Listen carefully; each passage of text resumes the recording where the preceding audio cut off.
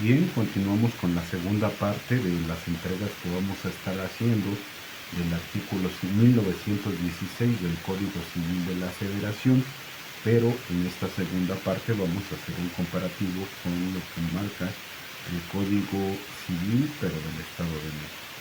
Aquí es muy puntual dando un concepto de lo que es daño moral, es decir, lo define en su artículo 7.154. Dice: por daño moral se entiende la afectación que una persona sufre en su honor, crédito y prestigio, vida privada y familiar. Es decir, si alguien está durmiendo profundamente y pasa y grita, está loco, está muy loco, tiene problemas mentales, pues es un daño a mi honor, sobre todo si te internan en un hospital psiquiátrico en contra de tu voluntad y con apoyo de la policía municipal, ¿no? Dice: del crédito, prestigio, es decir, en el momento que te dicen loco, pues ya no tienes tanto crédito porque tu palabra, tu dicho deja de tener tanto crédito y dejas de tener prestigio porque ya de repente todo aquello que tenías como tu preparación académica, en el sentido de que ahora soy maestro y ya titulado, nada más falta que me lo den, se va o se disminuye por el hecho de la locura.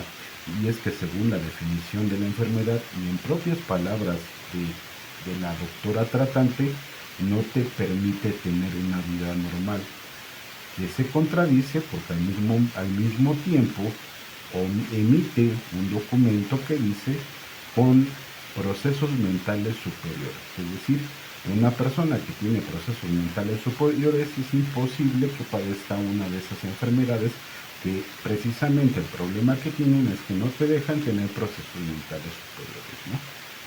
Vida privada y familiar. En todo momento en el que comienzan a hostigar, ya sea a mis amigos, a mi familia, a mi círculo social, pues ya es un daño moral, ¿no? Al respecto a la reproducción de su imagen y voz.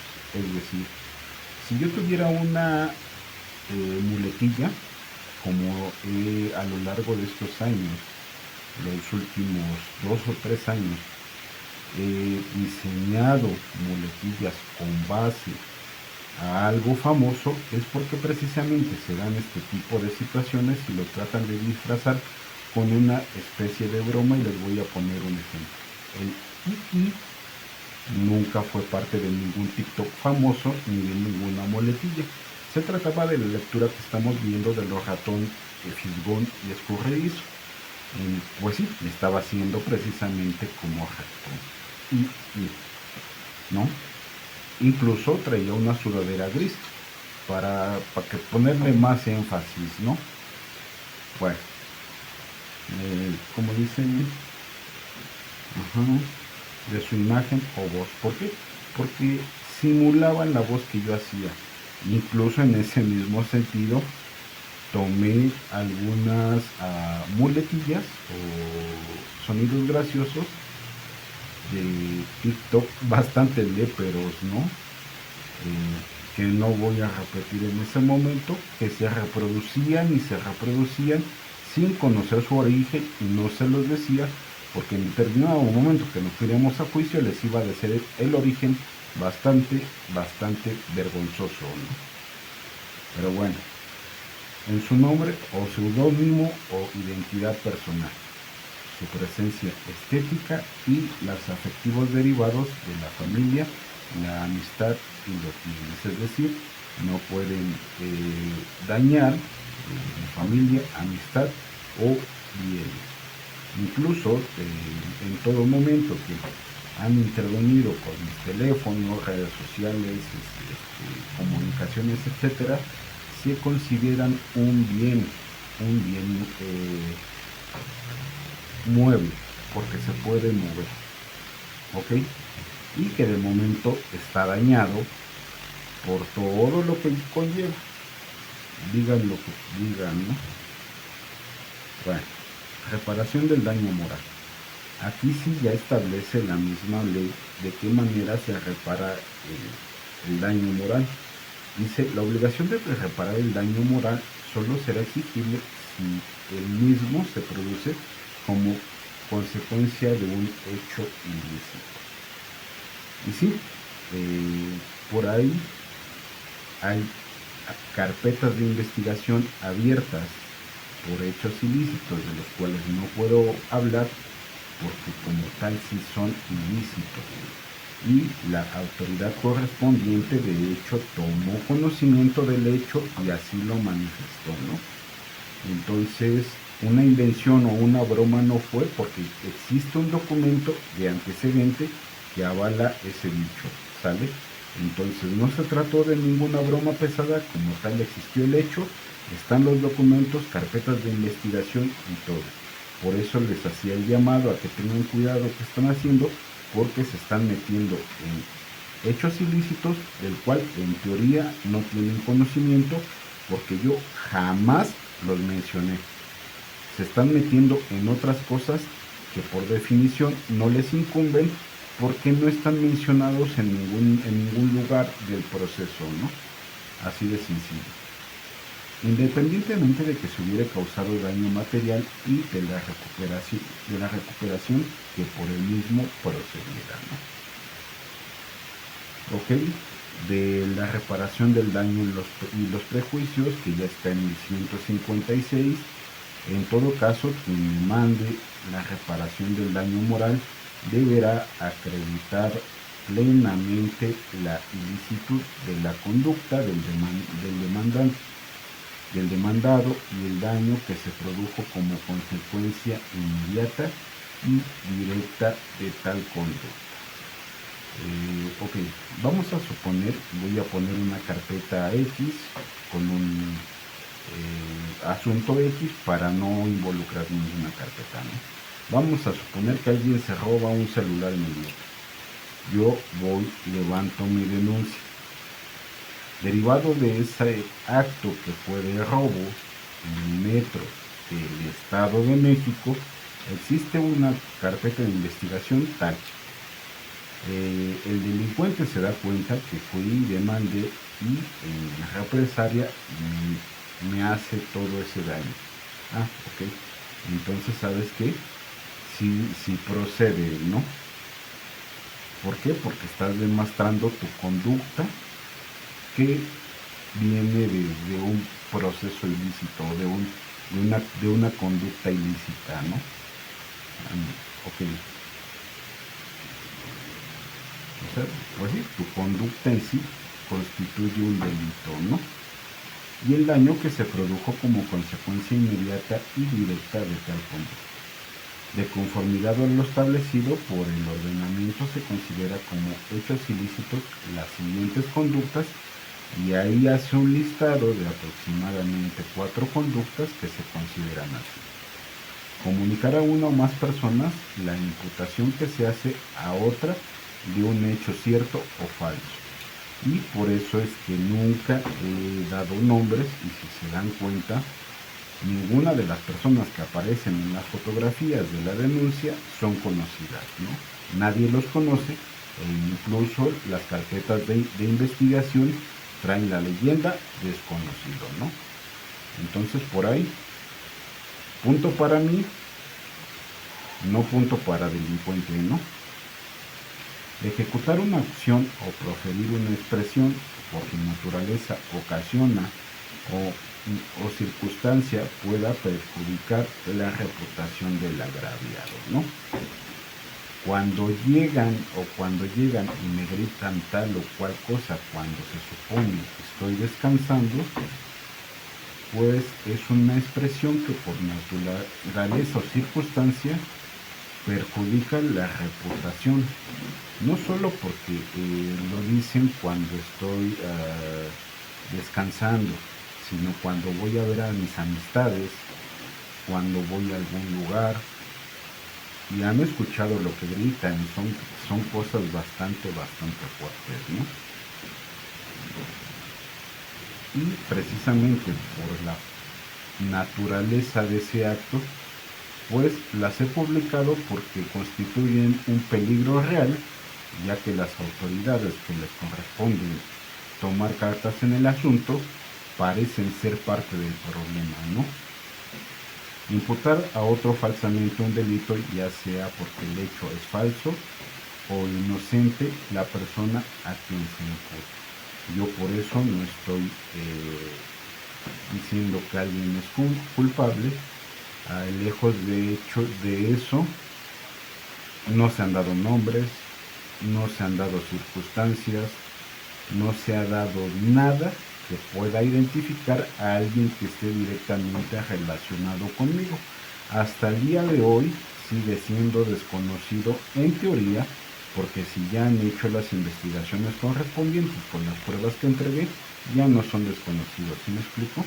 Pero hay otros temas y por eso la promoción del amparo, ¿no? Las derivadas de la controversia familiar, es decir, que en este caso alguien de mi familia metiera las manos, pero no tendrían por qué meter las manos, ya que estoy hablando de temas 100% laborales. Es decir, nada tendría que hacer, por ejemplo, voy a decir una estupidez. Mi tío Benito, nada tendría que hacer mi tío Benito, pues en un asunto de X o Y circunstancias que sucedió en mi trabajo. Si me explico, es ridículo, no tiene razón de ser. Y por último, sigue ejercicio del derecho de opinión crítica o expresión o información. Este más que nada aplica cuando una persona hace referencia a lo que establece el artículo 6 y 7 de la Constitución, que te da el derecho a la opinión, a criticar, a expresar. Pero aquí tiene unos asegúnes. Cuando aquella se haya hecho a un funcionario o persona que haya obrado con carácter público. En ese caso, ese tipo de personas no se le podrá reparar la reparación del daño porque están ejerciendo sobre derecho de los artículos 6 y 7. Es decir, yo, si criticara, por decir algo, al presidente de la República, él no me podría demandar por esa situación, por este artículo, ¿no? Por los artículos 6 y 7 de la Constitución. En el contexto de un proceso contencioso presente, escrito o discurso con la salvedad de las responsabilidades de acuerdo con otras disposiciones legales que puedan acreditarse, ¿no? Goce de fuero constitucional, es decir, si yo me peleara, no conozco ninguno, o si lo conozco, no me he peleado con ninguno, con un diputado federal. Si yo me peleara con un diputado federal y le dijera tal o cual cosa, se aplicaría el artículo 6 y 7, ya que él, a diferencia de mí, goza de un fuero constitucional. Es decir, él tiene ventaja sobre mí porque esa ventaja se la da su fuero que le da la Constitución, ¿no? En ese caso, él no podría demandarme porque sería un abuso de la autoridad, y en ese tipo de abusos de la autoridad, y para eso sirven, son los amparos, ¿no? Y por último, en caso de simulación de un juicio. Ese punto no lo he visto, pero lo voy a investigar porque no sé a qué se refiere. Y cuando no conozco algo de qué se refiere, prefiero no opinar para no decir una sandez, ¿no?